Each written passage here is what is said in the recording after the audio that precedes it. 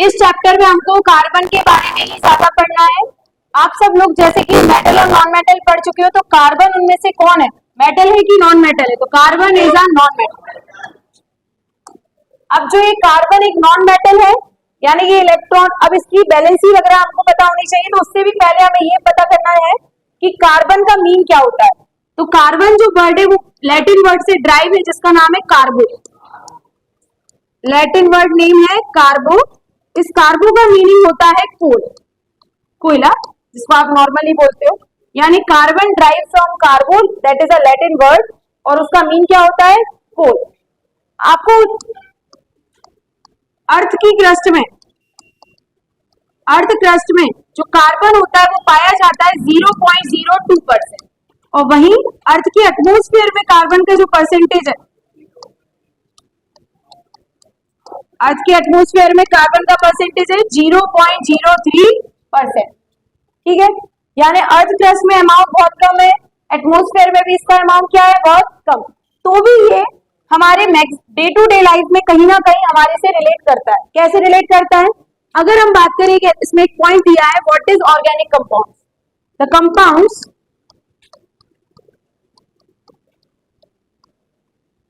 which are obtained by plants and animals। ऐसे compound जो plants और एनिमल से ऑब्टेन होते हैं are called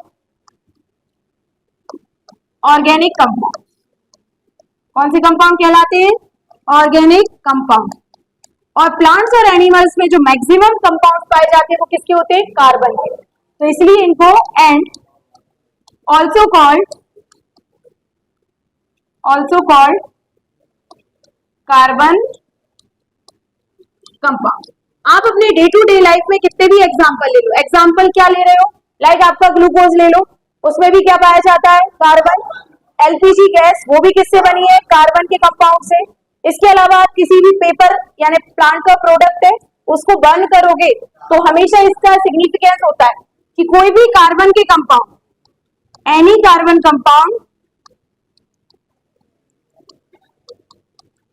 carbon compound produce CO2 gas.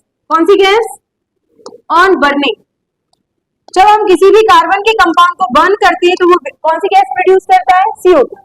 CO2 मतलब कार्बन डाइऑक्साइड। और इसकी पहचान आप लोगों ने एसिड बेस सॉल्ट में देखी है कि CO2 गैस जो होती है वो लाइम वाटर को क्या कर देती है? Milk. And CO2 turns lime water, चूने का पानी जिसको आपने पढ़ा था, lime water turns lime water milk, उसे दूधिया बना देती है। तो ये सिग्निफिकेंस होता है किस गैस का? CO2 का।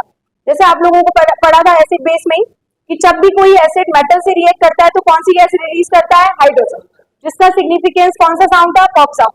वैसे ही CO2 का सिग्निफिकेंस क्या है? ये लाइम वाटर के साथ रिएक्ट करके उसे क्या बना देती है? मिल्क। लाइम वाटर मतलब चूने का पानी, that is calcium hydroxide. Clear है सभी को? तो ये हमने पढ़ा किसके बारे में? कार्बन के इंट्रोडक्शन पढ़ा इस चैप्टर का, जो कार्बन को बताता है कि कार्बन क्या है? एक नॉन मेटल। किस वर्ड से मिलकर बना है? कार्बो, जिसका मीनिंग होता है कोल। अर्थ क्रस्ट में कितने परसेंटेज है हमारे कार्बन का? 0.02। अर्थ के एटमॉस्फेयर में वो भी किसके फॉर्म में? CO2 गैस के फॉर्म में 0.03। कंपाउंड जो ऑब्टेन होते हैं या तो प्लांट से या एनिमल से, वो क्या कहलाते हैं? Organic compound. और most of the organic compound सारे किससे निर्मित होते हैं? कार्बन से। तो यानी इन्हें हम कौन से कंपाउंड बोलते हैं? Carbon compound. कोई भी कार्बन का कंपाउंड अगर बर्न होने पे गैस प्रोड्यूस करता है तो वो कौन सी गैस होती है? CO2। इसका सिग्निफिकेंस है which turns lime water milk. अब एक चीज है, यानी हमारे लिविंग बॉडी का पार्ट कौन है? कार्बन। बिना कार्बन के हम अपनी लाइफ को इमेजिन भी नहीं कर सकते। चलो बात अलग है कि CO2 हमारे लिए हार्मफुल भी होती है, ये पॉल्यूशन कॉज करती है, आप सबको पता है, ग्रीन हाउस इफेक्ट हो गया। इसके अलावा कोई भी चीज बर्न करोगे उससे कौन सी गैस प्रोड्यूस होगी? CO2। लेकिन ग्लूकोज जो कि एक और कार्बन का कंपाउंड है, वो हमारे लिविंग बॉडी का क्या है? मेन पार्ट है, चाहे वो प्लांट हो एज वेल एज एनिमल। उसी बेसिस पे हम पढ़ने जा रहे हैं कि क्या रीजन है कि कार्बन इतना एबंडेंट है। सोचो कितना कम अमाउंट है। अर्थ की क्रस्ट में कितना है? 0.02%। एटमॉस्फेयर में कितना है? तो भी आज बताओ लिविंग सिस्टम का जो मेन पार्ट है वो कौन है? कार्बन। तो इसका रीजन क्या है? क्या रीजन है? तो reason of abundance compounds of carbon, मतलब कार्बन के इतने कंपाउंड्स होने का क्या रीजन। तो इसके पहले तो हम चेक करते हैं इसका एटॉमिक नंबर। आप सब जानते हो कार्बन का एटॉमिक नंबर कितना होता है 6। तो atomic number of carbon is,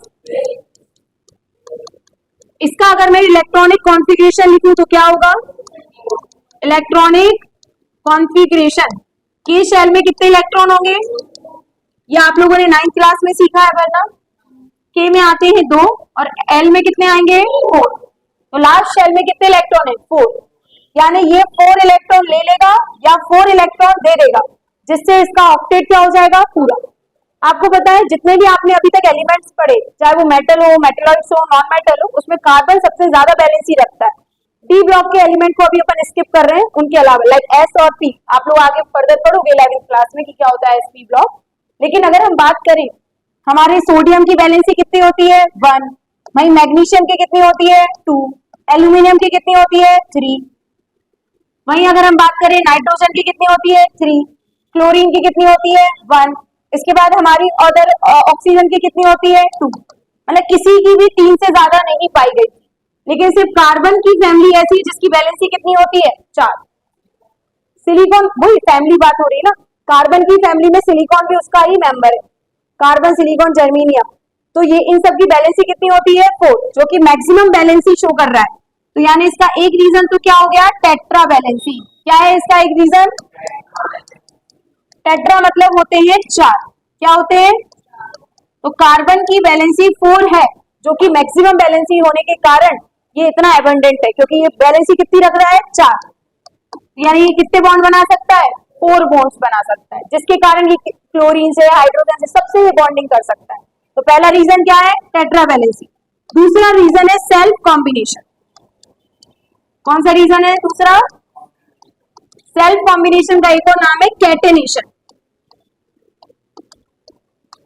ये अपने ही कंपाउंड के साथ क्या बना लेता है, मैरी लॉन्ग चेन की कार्बन की चेन बना लेता है। दैट मींस भले आपने पढ़ा होगा ऑक्सीजन 2 बॉन्ड बनाती है, मतलब एक ऑक्सीजन से ओजोन 3 ऑक्सीजन कंबाइंड होती है तब बनती है, लेकिन कार्बन की कोई लिमिट ही नहीं है, 1000 तक की इसकी चेन गई है।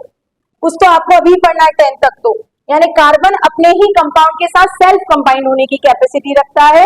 यही कारण है ये इतना एबंडेंट है। कैसे कंबाइंड होता है, लाइक 4 कार्बन मिल गए C4, 5 कार्बन मिल गए C5, इस तरीके से लंबी चेन भी बना सकता है। This property is called catenation. So what is the reason of abundance of carbon? One is tetravalency and second one is self combination. ठीक है।